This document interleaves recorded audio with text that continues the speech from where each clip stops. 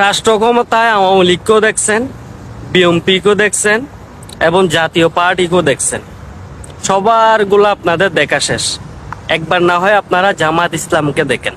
তারাও যখন একটা বাংলাদেশের রাজনৈতিক দল, তাদেরও তো ক্ষমতায় আসার একটা ইয়ে আছে।